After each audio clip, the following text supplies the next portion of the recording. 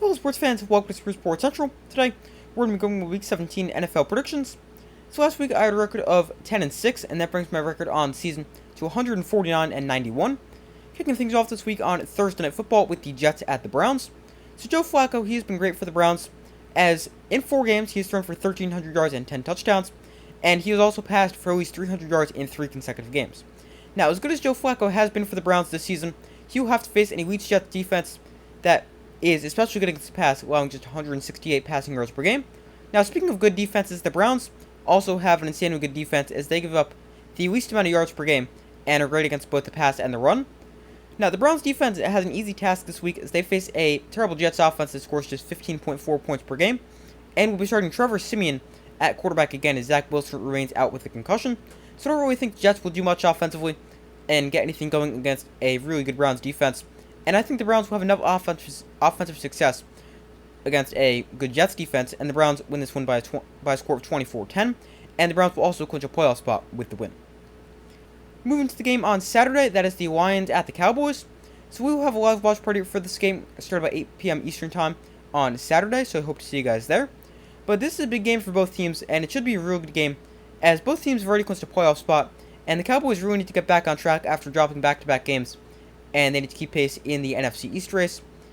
For the Lions, they've won the NFC North for the first time since 1993, and still have a chance at the top seed in the NFC.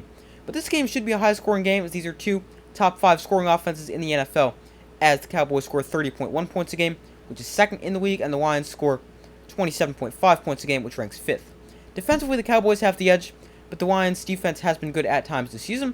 Now, this is a game that could definitely go either way, and who really knows, maybe these two teams might meet again in the playoffs. But I'm going to take the Cowboys with the win to get back on track. They have the better defense, they're playing at home, a place they have not lost yet this season, and I'm going to take the Cowboys with the 28-24 win. In a good game, this game could definitely go either way. Moving to the games on Sunday, starting off with the Patriots at the Bills. Since the Patriots got the win last week against the Broncos, and the Patriots actually beat the Bills earlier this season, but the Bills need to keep winning to have a chance to win the AFC East, and the Bills can actually clinch a playoff spot this week with a win, but they'll need help, but a win is a must to lock a playoff spot this week. Now, the Patriots offense has been better in the last 3 weeks with Bailey Zappi at quarterback, but they'll not be able to score much against a good Bills defense that ranks 4th in scoring defense, allowing about 18 points a game. Or I don't think the Patriots offense will be able to keep up with the great Bills offense that is averaging 28.2 points a game since firing offensive coordinator Ken Dorsey. So the Bills should win this game against a bad Patriots team, and they win this game pretty easily by a score of 27-12. Up next, we've got the Falcons at the Bears. So the Falcons need this game to try to keep pace in the NFC South race. But the Falcons, they're a really weird team. Some games they look great, other weeks they look terrible. The Falcons offense scored 29 points against a bad Colts defense last week, and then they'll face a Bears defense that is in the bottom third of the league in scoring defense, allowing 23 points a game.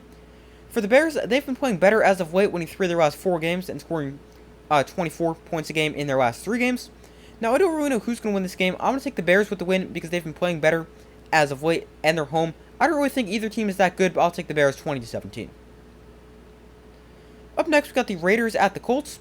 So this is an interesting game because as wild as it sounds, the Raiders are still alive in the playoff race, and so are the Colts. They're trying to make the playoffs as they currently sit as the 7th seed in the AFC at 8-7.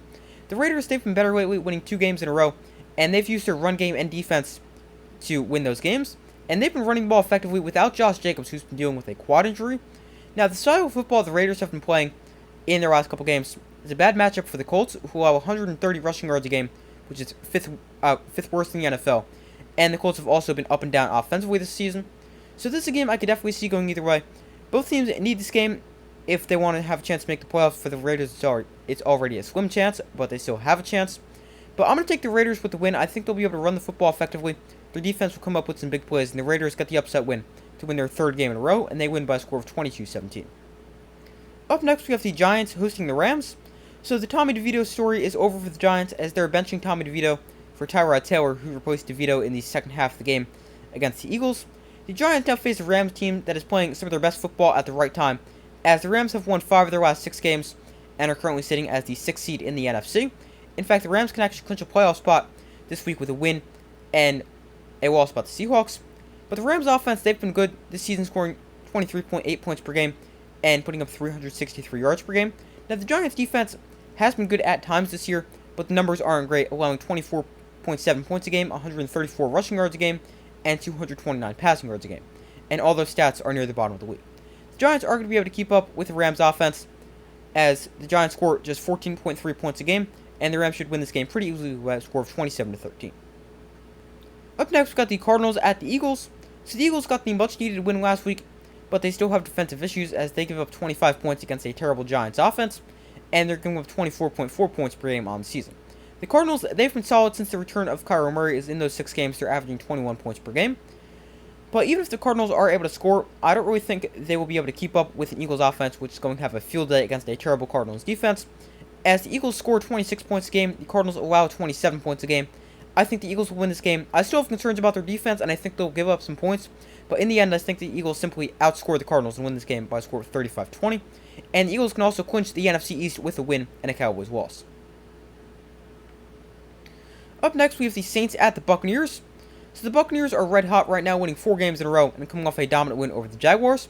The Buccaneers offense has been a big reason of their recent success, as they're scoring 28.5 points a game on their 4-game win streak. Now, the Bucs have faced a good Saints defense that allows just 19.8 points per game, but the Saints did allow 30 points to the Rams a week ago and were hurt through the air, which is how the Buccaneers have been attacking teams offensively. So I could see this game going either way. I'm going to stick with the Buccaneers as they're red hot. They're at home, and I don't think they lose here. And the Buccaneers can actually clinch the NFC South with a win, and I think they do that and beat the Saints by a score of 26-17. Moving on, we've got the 49ers at the Commanders. So the 49ers are looking for a bounce-back win after losing to the Ravens last week. And Brock Purdy and the 49ers offense was not good last week in the loss, as Purdy threw 4 interceptions. Now, the Commanders are the perfect opponent for the 49ers to have a bounce-back game against, as the Commanders have the worst defense in the NFL, allowing 30.2 points a game, and they also have the second worst pass defense in the NFL, allowing 261 passing yards per game.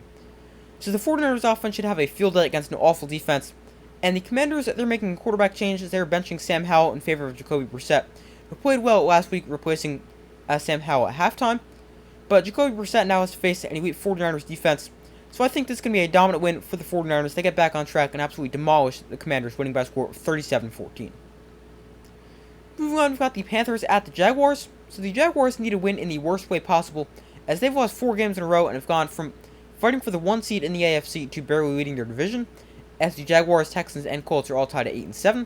But the Jags lead the division because of tiebreakers and can actually clinch the division with a win and losses by the Texans and Colts this week.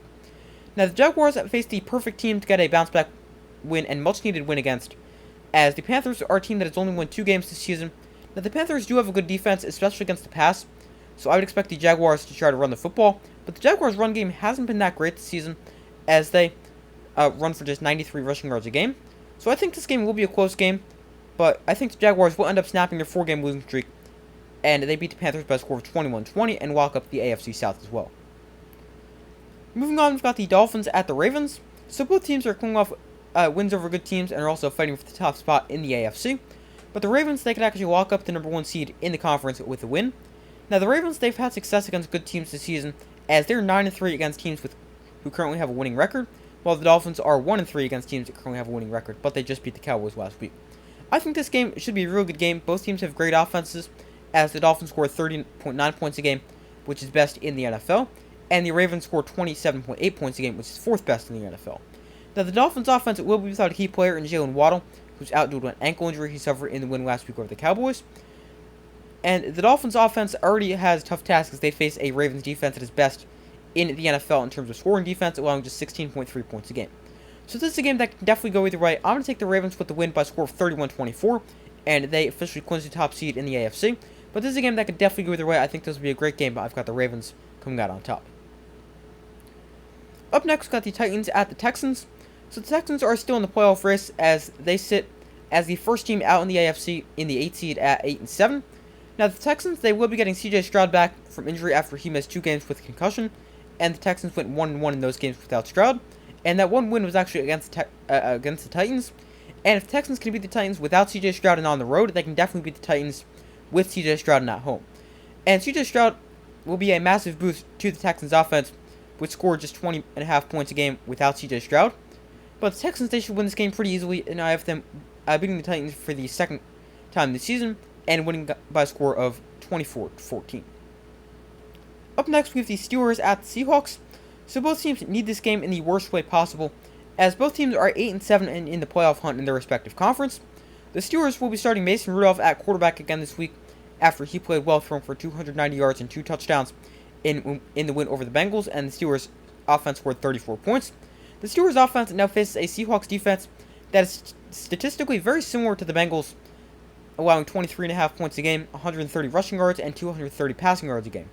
So I could see the Steelers having another good offensive showing, but I don't trust the Steelers to win consistently, especially with Mason Rudolph at quarterback. So I'm going to take the Seahawks with the win, but this is a game that could definitely go either way. But I've got the Seahawks with the win by a score of 24-17. Up next, we have the Chargers at the Broncos. So the Broncos are benching Russell Wilson for Jarrett Stidham, and that's not because Russell Wilson's bad, as he's actually having a good season with 26 touchdowns, which is 6th best in the NFL. But the Broncos are instead benching Russell Wilson so he doesn't get hurt, because if he can't pass a physical at the end of the year, the Broncos will owe him an additional $37 million. So the Broncos, they'll be starting Jarrett Stidham at quarterback, as I said a second ago, and Stidham has not attempted to pass this season, and in his career he has a 58% completion percentage and has thrown 6 touchdowns and 7 interceptions. Now the Chargers, they aren't good, but they gave the Bills a close game last week, so I really have no idea who's going to win this game, especially with the Broncos playing with their backup quarterback. But I think the Broncos are the better team. They're definitely better on the defensive side of the ball. They're home as well, so I'm going to take the Broncos with the win by a score of 17-10, but I would not be shocked if the Chargers somehow find a way to get the win, but I've got the Broncos coming out on top. Moving on, we've got the Chiefs hosting the Bengals. So the Chiefs have not been quite as good lately. In fact, they lost to the Raiders last week, and the Chiefs now face a Bengals team that is in a must-win situation after losing to the Steelers last week. The Bengals are currently the 10th seed in the AFC at 8-7. And speaking of the playoffs, the Chiefs can actually clinch the division with the win or losses by the Broncos and Raiders. The Bengals defense has been great this season, allowing 23 points a game and 256 passing yards a game.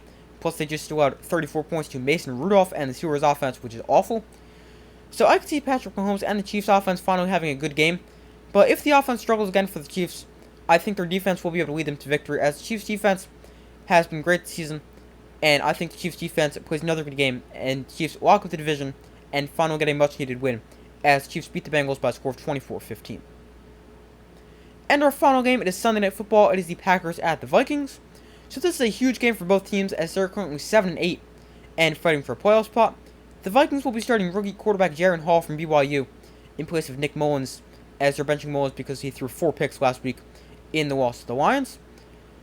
The Vikings will also be without star tight end TJ Hawkinson, who tore his ACL last week in the loss, while the Packers will be without star cornerback Jaire Alexander, who was suspended by the team for going out for the coin toss when he wasn't a captain last week. But the Packers defense has struggled this season, allowing 22 points a game, and they just made a terrible Panthers offense look good. And while the Packers defense isn't really all that great, we really don't know what to expect from the Vikings offense, who is starting a rookie quarterback in Jaren Hall, who's seen very limited action, who started a game this season, but he left that game early due to suffering a concussion. But I could see this game going either way. I'm going to take the Packers because of the Vikings' offensive uncertainty, but this is a game that can definitely go either way. I've got the Packers with the win by a score of 20-17, but I would not be shocked if the Vikings somehow got the win. But those are my Week 17 NFL predictions. Thank you guys for watching. Make sure to like, subscribe, comment, turn notifications. I do my best to post as often as possible. Make sure to check out the community tab of my channel, where you can vote on who you think wins some of this week's big games. But thank you for watching. Make sure to like, subscribe, comment, turn notifications. I do my best to post as often as possible, and I will see you in the next video.